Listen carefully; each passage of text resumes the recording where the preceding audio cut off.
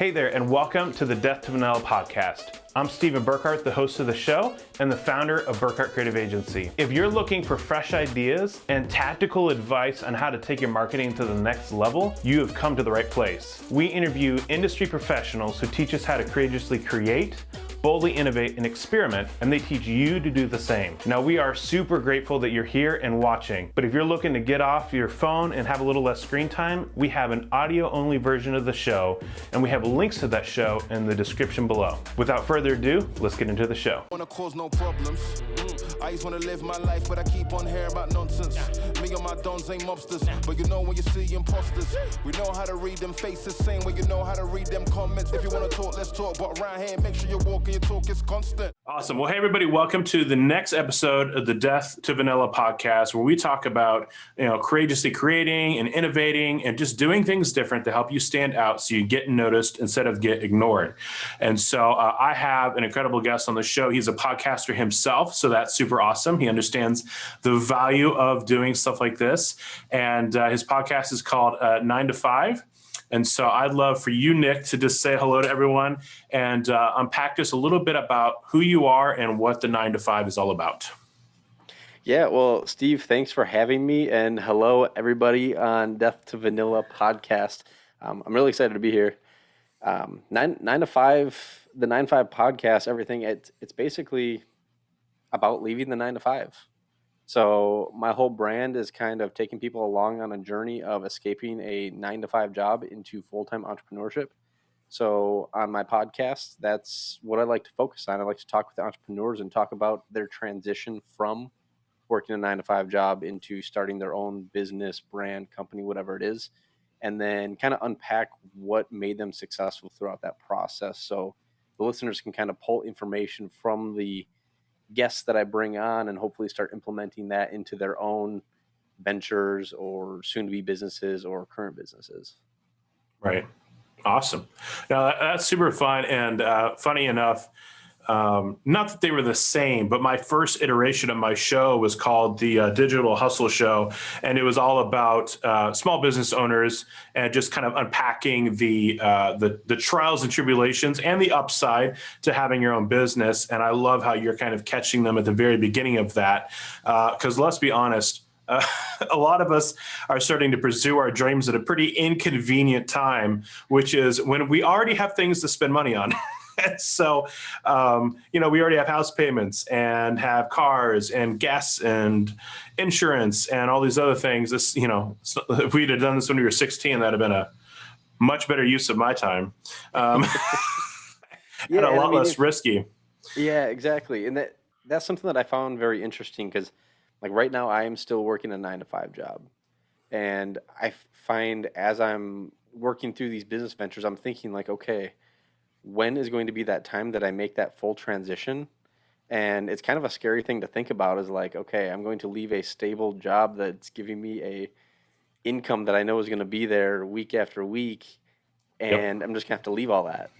And I think that's kind of interesting because it's something I never really thought about it until starting a business. So I really like to see what that process was like for some of these entrepreneurs that are now successful. Like, was it a scary thing? Was it like super confident? It's just a very interesting topic for me. Yeah, I'm sure for you and for me, I would say the same. Is the podcast is kind of like a little bit selfish and a little bit selfless at the same time, because it's like I'm literally just so curious. And so for example, with the Digital Hustle Show, for me, it was all about I want to ask the questions that I want answers to, that I know if I go just walk into a business and ask a business owner, they'll never be honest with me about. So if I ask in a podcast setting, they're going to be honest because they want to be helpful. And it helps me to have actual honest feedback into things that I'm legitimately curious about, which I can't be the only one. And that's kind of like the selfless part of it, where like the information really is for everyone and is designed to be helpful for everyone. So I'm sure that's kind of you in a lot of ways, where you're like, so how do I actually quit? Like, I really want to know. Right. No, that is exactly it. That is what is so cool about podcasting, because I've gotten to interview a lot of people that I've looked up to and podcasters that I've listened to for the longest time. And I'm like, holy cow, like that guy, he's got it made. Like he knows what he's doing, or she knows what she's doing. And now with the podcast, I was actually able to interview some of those people. And it's like That's cool. interviewing some of my idols. And it's like, holy cow, where would I ever, like, if I called them up or shot them an email, it would just get ignored. Yeah, But the totally. podcast gives you that avenue. It's so cool. I know it's sneaky, but I'll tell you what, it's freaking awesome. I love it. So that's cool. I feel like we're kindred spirits in that way. Um, so you started up the podcast. It's kind of like a learning opportunity, and of course, I'm sure it's helpful for building exposure for you as well. So how did you go about like getting your first 5 guests? Because like obviously like so this podcast is all about like standing out. So you must have done something or explained what you did in such a way that it stood out enough to them to spend their time on your podcast. So how did you go about that? So honestly, I went extremely basic right at the beginning because when I launched the podcast, it was kind of something where I kind of just decided one day that I was going to do it. And I kind of developed a plan on what I wanted the show to be about, how I wanted it structured, and kind of set up like the behind the scenes stuff, like the images and all that good stuff.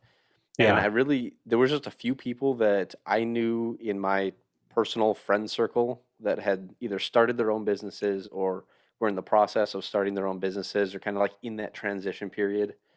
And I asked them if they want to be on. I said, hey, just straight up, I'm starting a brand new podcast. I don't know how it's going to go, but I'd love to be able to bring you on and interview for the podcast. And they're like, yeah, sure, let's do it. And then I started did the same thing. I kind of had an audience before the podcast. I had a blog, Okay. and I was spending a lot of time on Twitter, kind of building up relationships and circles within Twitter. So I found a couple of people on Twitter that would agreed that they wanted to come on the show as well. And after I started getting more people, then other people heard that I had a podcast and would be like, "Hey, I heard you have a podcast. Like, I'd love to come on the show." And it just kind of snowballed and took off. But Right. right at the beginning, it was like start with the people that you know, start with people that you engage with and can have an honest conversation. And like for me, podcasting, getting on camera and like talking to someone was intimidating. But Yeah. being able to come on and talk with somebody that I already knew kind of like took the nerve out of it. And it's just two friends having a conversation. Right. That's so funny. For me, podcasting was never nerve wracking because I'm an introvert. And so what was actually nerve wracking is going to like a networking event because I was like, I don't want to have like sales conversations or pitches with like 30 people. That's like anxiety overload for me. And so for me, podcast was like a relief because I was like, I could just talk to someone. Even if I don't know them, I'm going to know them by the end of the podcast, at least a little bit. And I don't have to worry about having multiple of these conversations in that same hour span. So, but that's just me. That's just because I'm introverted and I don't know, don't like saying hello to 30 people at a time. But I don't know. So what is it? So what is the business that you are planning on jumping ship for from your 9 to 5 to do? What business am I coming from? No, like, well, because you're trying to quit, right? Yes, yep. So what are you trying to go to? What's your Yeah. dream? So, I mean, obviously, we all want that passive income, being able Sure. to build a brand. So, when I initially started, the 9 5 to Freedom brand is actually the initial brand that kind of stemmed into the 9 5 podcast. And my whole thought process was just taking people along on the journey of what I'm doing to actually leave the 9 to 5. And through that, my whole plan was to create educational content, get into online courses, kind of just test the waters in a bunch of different areas and see what I can learn, see what skills I can develop. But the main goal was to be like almost like an online educator in a way. Okay. And in testing all of those different things and trying things out like SEO and blogging and podcasting, I don't know. I have a good experience in all of them, but I'd never really like dedicated a lot of time to each of them. So this Hmm. past year has kind of been a year of monetization. So I'm Okay. working on some digital courses right now. I'm actually in the process of setting up and launching an ecom business that I'm planning to launch at the end of July, beginning of August, and just really focusing on the monetization effort because I think that's what's really going to resonate with the audience, the people that are trying to escape, is like Yeah. show real tangible results coming through. So that's kind of where my head's at right now is just trying to get product and resources out there that people can start consuming and see the, I guess, money coming in side of Mhm. things. Well, I think that's awesome. Like, and because there's a couple things in there that I think are really amazing in this story is, and I don't know, do you ever listen to anything with Gary Vaynerchuk? Oh yeah, definitely. Yeah. So one of his things is like all about the difference between like documenting and what I call presenting, right? Presenting is when you have it all figured out and you're just presenting your ideas. Documenting is when you don't have it all figured out. And let's be honest, nobody has it all figured out. So we'll start there. But you know what I mean? So, but when you document, you're taking that pressure off to be an expert, but you are also becoming one, not only in the mind of the people that you're talking to, but because you're actually learning in real time. So I love that you've really shaped that around like the documenting part of things, because I think that can be a very powerful position to be in later on. Because part two, right, is that you're not like a dude who's out of touch with reality. Hmm. You know what I mean? Like sometimes, I don't know if this is true, but sometimes, you know, when like a person like Tim Ferriss writes a book like 4 Hour Work Week, it can kind of seem like a guy who's like kind of got all the wiggle room he needs to just try to figure something out. Not conceptually, because I know he's applied a lot of it to himself, but you know what I mean? It's just kind of like out of touch. Hmm. In that sense, I'm not sure that's true, and I'm not accusing him of anything. That I feel like that's an impression people can have. Whereas you've documented, like, here, I was literally working a normal job, and Hmm. now I'm not, and I can teach you how to do it because I've literally been in your shoes like 6 months ago. You know what I mean? I think that's a powerful position to be in. And it's funny you mentioned that Gary Vaynerchuk, because I know exactly some of the clips that you're referring to, and that's kind of what inspired me to do that. Because I mean, you watch his highlight clips and all that stuff from like the week, or I can't remember what the vlog is called, but The weekly V, yeah, the weekly V, and it just goes around like following his life. And I was like, this is right? amazing content. Like that's such a good idea. Obviously, I don't have someone to come around with a camera and follow me and edit up all this stuff for me like I wish I could. Right. But that idea, along with the fact like I always thought that entrepreneurship wasn't something that I could get into because I was looking at the people that are at the top. And you Mm, look at what those people are doing at the top, and they're literally everywhere. You look at Gary; he's on social media, he's on YouTube, he's on TikTok. You can't find him not anywhere, right. and that's intimidating as hell trying to get into it because you're like, how am I going to do that? Like, how do I post on Instagram and TikTok and Twitter and Facebook and be podcasting and blogging and doing all the stuff? And it's really not possible. So That's why by he has a being team. exactly. But when you're looking at it, when you're just starting out, you're looking at those people and you're like, well, that's what works. And when you try to start doing that and you end up failing because you're spread too thin, like that knocks you down really quick. And then you're like, well, I guess entrepreneurship just wasn't for me. Right. But if you can document early and kind of take people along on that journey, you're going to be pulling people that are just a few steps behind you. And that's going to be inspirational because you look at where I'm at, and they're like, well, I could be where Nick's at. Like if I can do what Nick's doing, like that's not out of reach. Right. And that whole kind of concept of just bringing people along, I think is just really cool to me. Yeah, absolutely. It's very relatable. And I think that's, never mind. I'm not going to go there. So I think the great follow-up question to this is if you can't be everywhere, you can at least be somewhere, right? And the whole point of the podcast is, you know, to stand out by doing something different. So it kind of sounds like you ended up kind of doing the different thing and doing the standing out thing with what you were doing on Twitter. Is that true?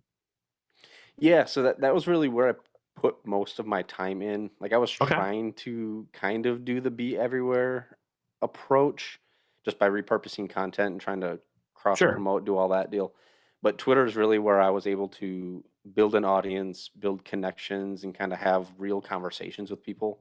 So I really gravitated towards Twitter and built up. I mean, I think I'm still around 1,000 followers on Twitter, Mhm. but I engage with a lot of those followers. I have legitimate conversations and interactions with the followers that I have. Right. So I would much rather have that than 100,000 followers of people who I don't talk with and don't care what I have to say. Oh yeah. And it's like, dude, to have 1,000 people who have your back, that's Yeah. powerful. What made you choose Twitter? Honestly, I don't know. I got on Twitter and I think I just started building some connections early on, like had some good interactions with people Yeah. and saw some of the growth that they were having on Twitter and thought, well, I mean, same thing. Well, they're doing it. Like I could do that too. They're just a few steps ahead of me. I'm at Right. 500 followers. They're at 600 followers. And now they're at 1,000 followers. And just kind of seeing that progression, it's like, oh, yeah, I could do that. So, I mean, that coupled with, for me, Instagram, it baffles me. I wish I was better at it, but I Yeah. just have a hard time like building a legitimate connection with someone on Instagram, especially in the online business niche, because it's so Hmm. flooded with just junk. And with Twitter, I was actually able to connect with real people, and I knew that I was connecting with real people and not just like meme accounts or spam accounts or any of that. Oh, right. Yeah. So I felt like I was building a connection with an actual person and not just potentially someone who's going to try to scam me out of money or something. I can't say that I've had much different of an experience than you had.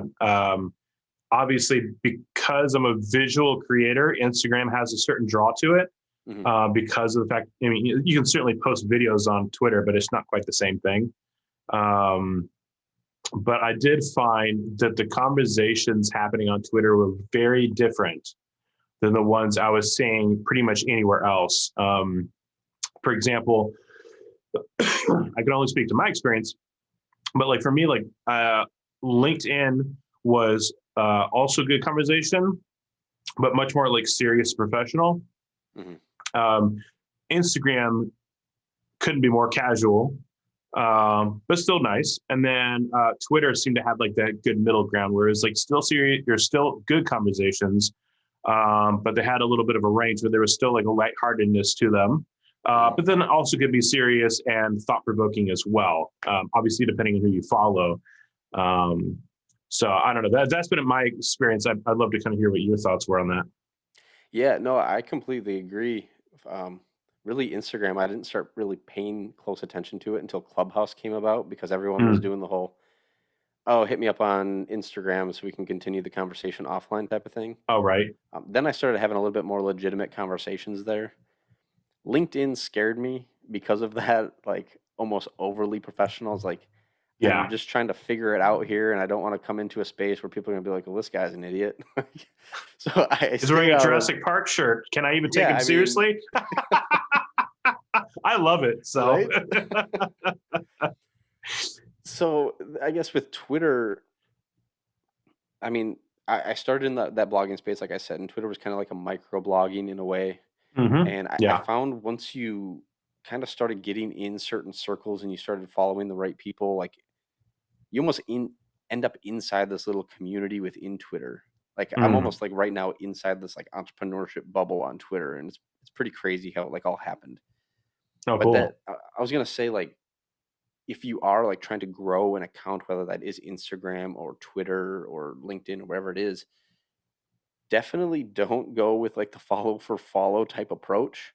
Be very strategic with who you're following because that is ultimately with how the algorithms work and all that. That's what's going to end up shaping the kind of content you see on your feed, the kind of people that you're actually able to interact with, and what Twitter actually pushes to you. Right. That was something I made that mistake early on where I was just getting a bunch of random stuff about this person ate this food or saw this movie, and it's like, okay, well, I don't really care. And then I'd come on one that was like, oh, I just made my first dollar with affiliate marketing. I was like, oh, that's the people I want to talk with. How Right. do I find more people like that? So be very conscious of who you're following. Don't be so focused on like trying to grow this account big because you want to build the connections, you want to build the relationships. That's what's going to serve you well down the road. So, what kind of content were you putting out there that was beginning to connect with people on Twitter, or was it more just like not DMs, but you know what I mean, like commenting and stuff? I think where I actually started seeing growth, and I actually was active in seeking out people. Okay. And in doing that, I would actually go into the search. I did it on the phone, but I think you can get very advanced, like with the advanced search on desktop. You can be very Mm-hmm. specific with what you're actually looking for. And I just started searching for hashtags or like keyword phrases on either blog posts that I was writing or just content that I knew I could help people with. Okay. A good example, like I was helping some people start a podcast, and I'm kind of one of my courses is about starting podcasts, and I'm working into like coaching for podcasting, that type of thing.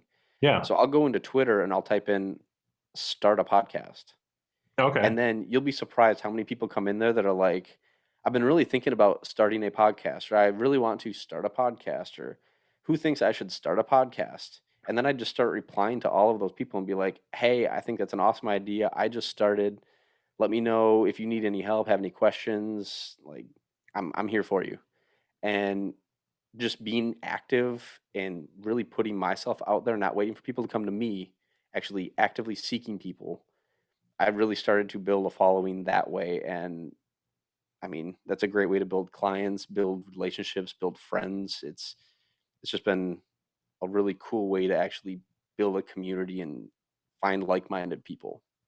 When you were reaching out to people, did you like include a link to a blog post, or was it just purely conversation? At the beginning, it was just purely conversation. I think there were a couple that I would kind of sprinkle in, like if someone had a specific question and they're Hmm. like, "Oh, I'm thinking about trying to start a blog. I don't know where to start." Well, I have a blog post that talks about how to get your blog set up on WordPress. So then I'd say like, "Hey, that's an awesome idea. If you're having trouble, like here's a link. I walk you through step by step on how to do it." Right. And if they use it, they use it. If they don't, they don't. More recently, I haven't done that quite as much. Although I have thought about, I was actually just talking with a buddy of mine that was on my podcast, and people that follow you, you can reach out, you can get personal with them, you can send them a DM and say, "Hey, thanks for following. I just came out with this new podcast episode. If you are interested, would love to know what you think." Being very small, like a very small ask, but appreciative that they're coming on the show, like something like that is not too disturbing. And who Right. knows, you might find either a fan or someone who likes your show, or maybe they say no, and who cares? Like the Right. worst they can do is say no. Well, and I think the thing that I've been hearing not over and over again, but pretty often recently is just this idea of um, really taking advantage of the interactions that you actually get. So an interaction, no matter how small, is still an interaction. It can still be leverage for something. And I'm trying to forget who it was that I was just talking to. I feel like it was an interview I had yesterday. I've been doing so much video work, I can't even think straight anymore. But something he said reminded me of this great book. And I'm trying to think if I have it on me right here. Oh, I do. It's probably going to knock over everything on my bookshelf. So, anyways, there's this book called Influence, and it's just this idea of like going for a small ask is a small yes, and then a small yes can lead to a bigger ask and a bigger yes, and so on and so forth. So I think in the book they used the example of like you go into like a retail place, you say, "Hey, can I leave my business card here?" And then they say, "Yes, awesome." And then maybe like a couple of weeks later, you go and, "Can I put in this like little flyer?" And then pretty soon you've got like a sign like sitting on their table that they would have never agreed to walking into it, but because you had small asks, you begin to build. And I think that's a perfect example of what you're talking about, which is, "Hey, thanks for liking my post. Check out this content. Oh, you like my content? Join my newsletter. Oh, you like my newsletter? Show me the money." You know what I mean? Like, I don't know. I'm sure there's a couple more steps in there, but just that idea of like leveraging attention. And I think that's perfect. That's exactly what you're talking about doing, which is, hey, like you found something useful. Here's something even more useful. Right. Exactly. And I mean, by you putting yourself out there, I mean, think if the roles were reversed, would you actively go out and ask them for help or ask them a specific question you have? Right. If it's someone that you've been following or been paying attention to, likely not, because you're going to be intimidated by that, possibly. Yeah. So by you putting yourself out there, don't think about it as like you're spamming this person. They followed you for a reason. They liked your content for a reason. be the one to put yourself out there for them and Right. just, hey, I think this content could help. I saw you liked this specific post, or you liked this content. This is some other related content. Maybe it'll help you. And it might just spark conversation and build some kind of a relationship. And that's really what you want, is that trust. When you're on Right. social media, you're not trying to come off as like this know-it-all, like I'm the expert in this space necessarily. You're trying to build trust and relationship with your audience. And if you're interacting and having those conversations, that's where that trust builds. I would 100% agree. And like, I've read a couple articles that basically says that like social media is like the least trustworthy platform to build on. Like TV ads is actually the highest. And I want to say it's like radio and something else. And it's because of gatekeepers, right? Like someone else has credibility and said, this person's credible. And that's why it works so well. So you do have to work harder in social media to build that reputation, because it's legitimately the most difficult way to build credibility. And so it shouldn't be a surprise, I guess, that it is actually very difficult to do. And like you mentioned, it's just, it's just like anything else. It's a relationship. You don't walk up to someone and say, "Hey, my name's Nick. Can I borrow your car?" Like, they'd be like, "Who the hell are you?" Right? But if you knew them and you were friends with them for like a year and they trusted and care about you, and they said, "Hey, Nick, like I have to go to work and my car just broke down. Can I borrow your car?" You'd be like, "Here's my keys." Assumably, if they're a good driver, right? And so, but that doesn't happen overnight. And I feel like sometimes people put business in this special box where it's like, oh yeah, like they see my Instagram ad and then they spend $10,000, and it's like, where is that ever true in anywhere else in life? It just isn't. Yeah, it's funny that you mentioned that, because there was someone I was actually just talking to recently. They, shoot, I lost what I was saying. I lost where I was going with this. Oh my God. Oh, it was just like asking for stuff, building that relationship. Oh yeah, yeah. So this guy, he interacts, he has conversations, he'll get on Zoom calls, he'll pop on a phone call, whatever, and he has engagements, he has conversations, builds a relationship without expecting anything in return, which sounds counterproductive, sounds like not a great use of your time. Like, you're out there trying to make sales or close a client or whatever it is.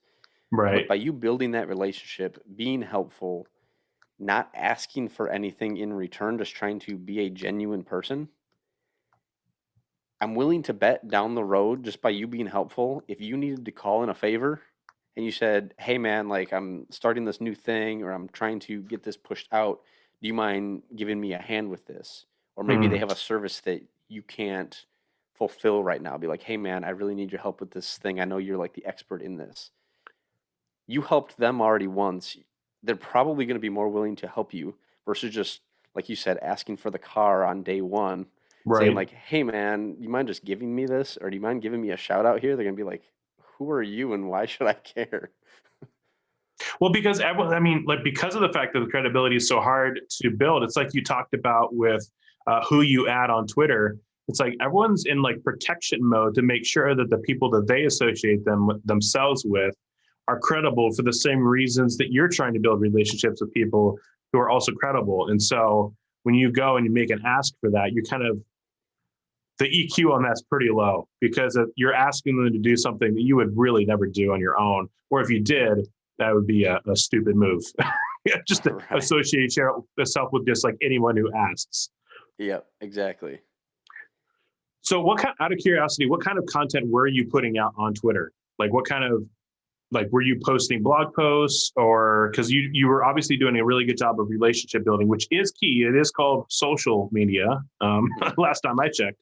But what kind of like content were you putting out there? Was it just like how to's, or like how did you? I guess a better question is, what were you putting out there, and how did you find out what you needed to put out there? Boom. Like it. It's a good question. So really, I started out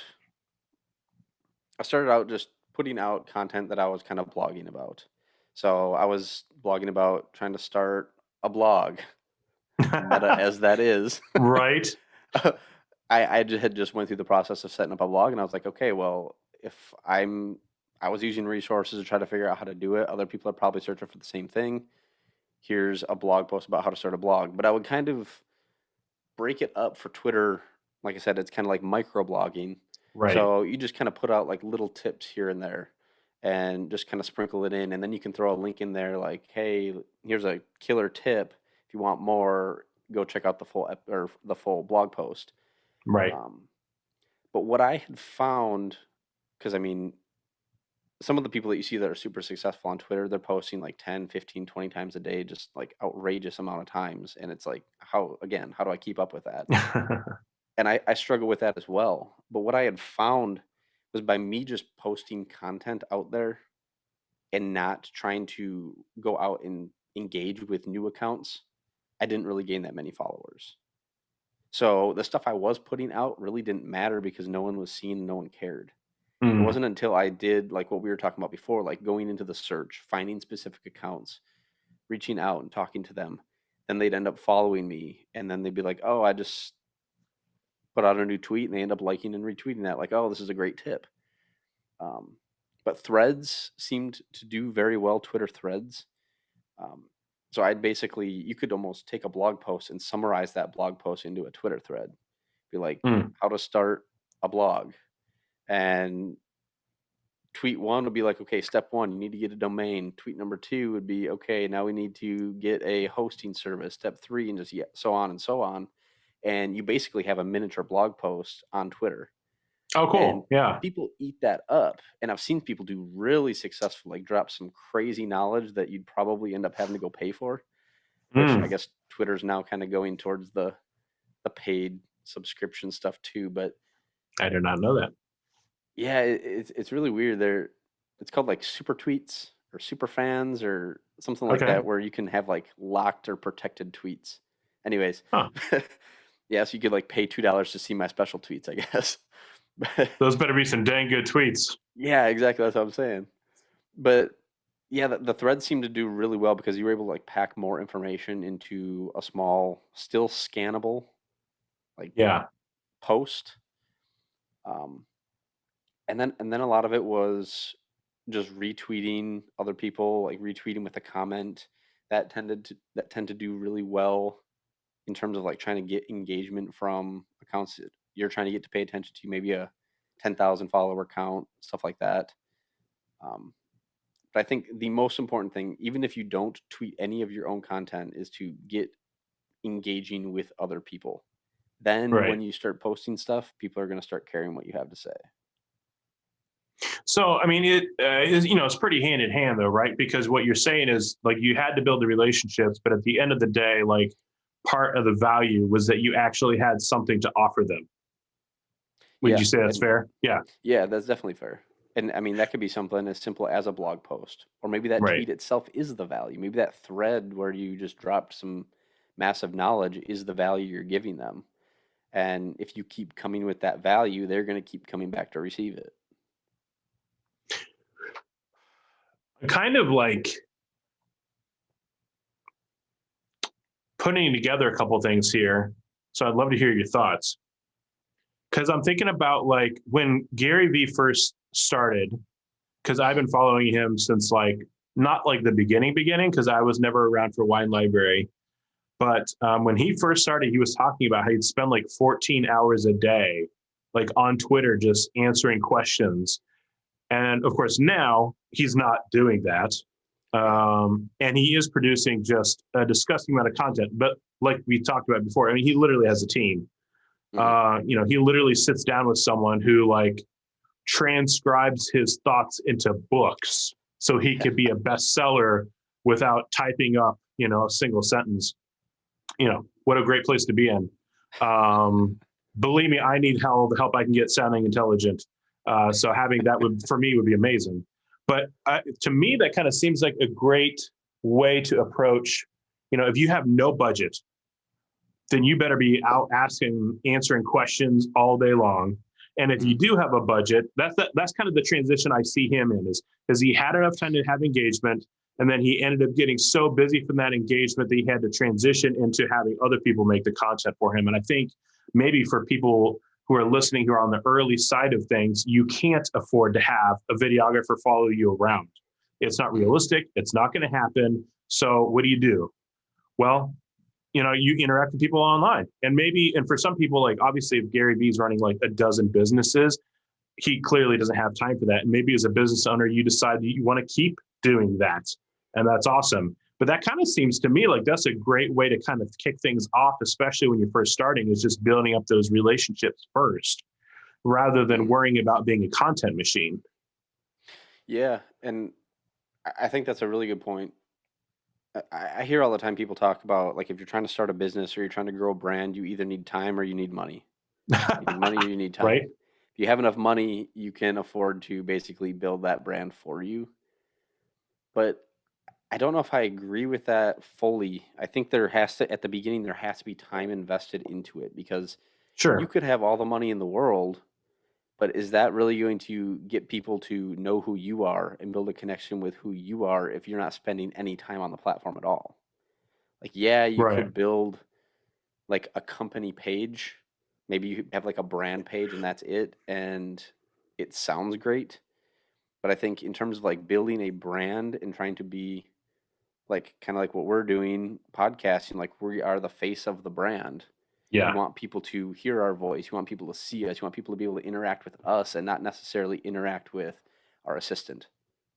So like Right. Gary Vaynerchuk, I mean, even though he's as busy as he is, like he's the one still manning his Twitter account. Like I think that's like the one account that he still pretty much has total control over. Right. The one funny thing with Gary though, they have a test bed account. It's called like Gary V TV or something like that. Like Oh on yeah. Twitter. Mm-hmm. It's a testing account, and they will put tweets out on that account and see what does well. And then if it does well, then they'll end up turning around and throwing that on Gary's main Twitter page. Isn't that so funny? Like to have that kind of time and resource is so cool. But it's he's cool. still the one interacting. I guess is what I was. Well, I mean, I think Twitter was his entry into a large social following, because I think he was one of the first people that went to 1 million followers, Really? like in general, let alone just like as one of his social platforms. Dang, I didn't know that. That's impressive. Yeah, I think that's what it was. I think he was one of the first people ever to get to 1 million followers. Not like the first, but like, let's just say first 100. I don't know. Mm-hmm. I'm just making things up. I know for a fact that that's why it was a big deal for him. And I know he leveraged that to the other social platforms. But Twitter is, I feel like, where he made his headway with Wine Library is YouTube, I think. But yeah, no, that's interesting. I don't think I've ever pieced that together, as I love that idea of like you said, time or money.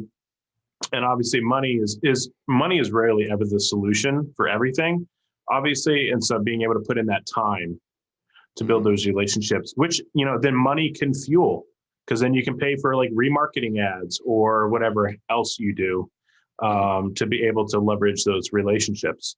Because obviously being forgotten sucks too. Like you go and make all these relationships and if people forget about you, then you kind of wasted your time. Yeah, exactly. I mean, have you heard of Pat Flynn? The name, yes, I've heard of him. I can't remember what he's about. Okay, so he's in the podcasting space. That's kind of where he got his name. But he had written a book called Super Fans. Oh yeah, and okay. It's basically all about getting like that core group of people that are like raving fans of everything that you do. And like previously, we were talking about that trust being that big golden goose egg that we're trying to get after. We want to build the trust of our community. If you build those raging fans who would trust you with their life, like anything you do, like I'm behind you 100%, they're going to tell people about you.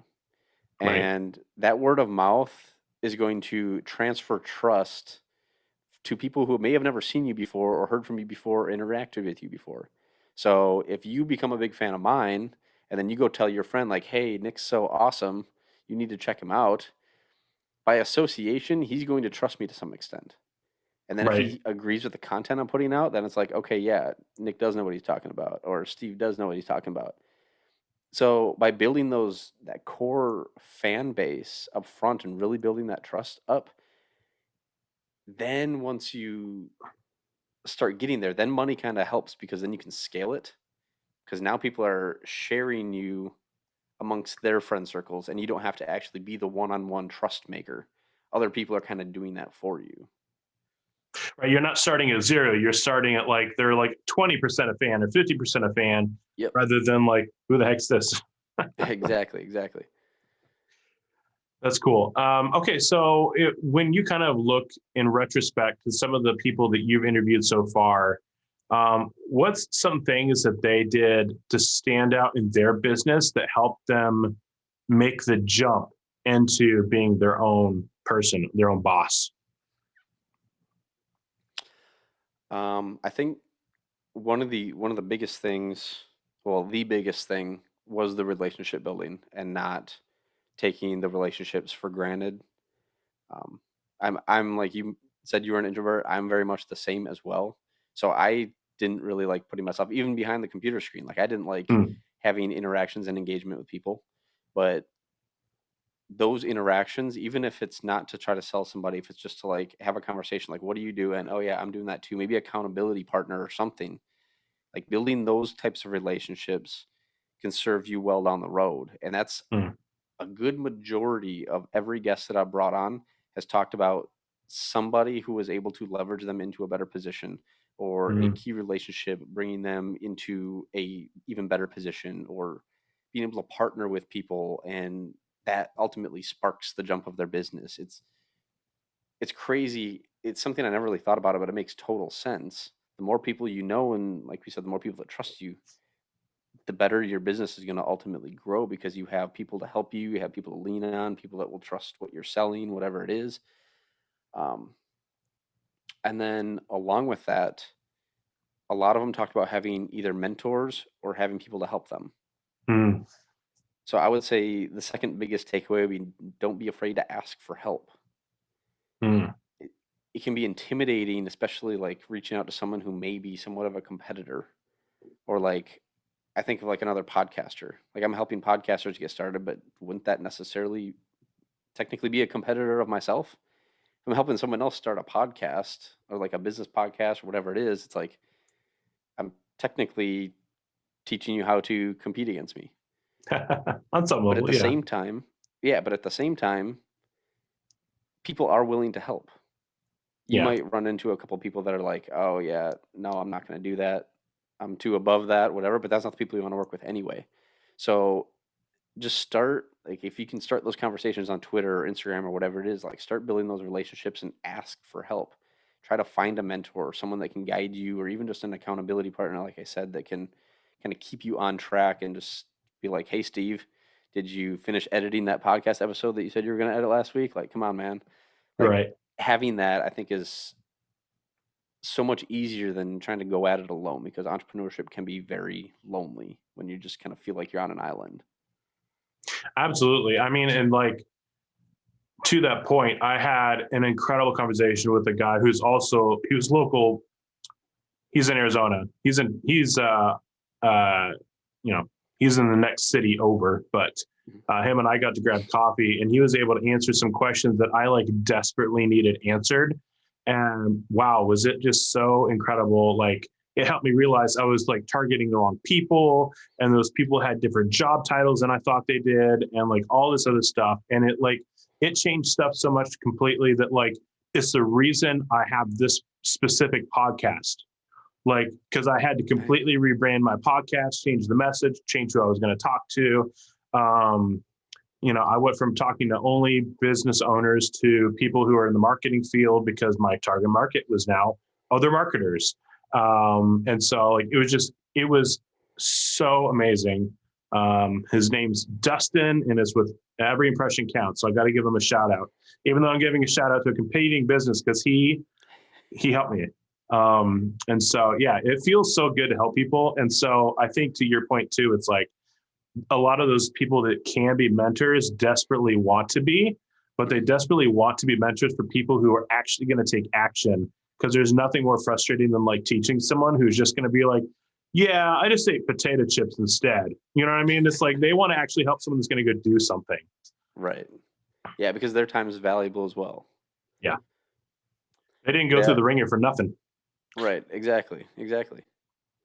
The mentor thing, and actually my mentor just accountability partner, I actually experienced that like fairly recently with the ecom business. That's I cool. think just bringing an outside perspective into what you're doing can be a major help as well, because you have this idea built up like, okay, this is how I'm going to do it, and it can be very hard to think differently outside of that. So as I'm planning this ecom business, I had everything kind of figured out. I knew what I was going to do. Like, this is how I'm going to market it. This is how I'm going to get the initial sales. Everything's going to be great. And I was actually in a mastermind group, and I brought up the ecom business.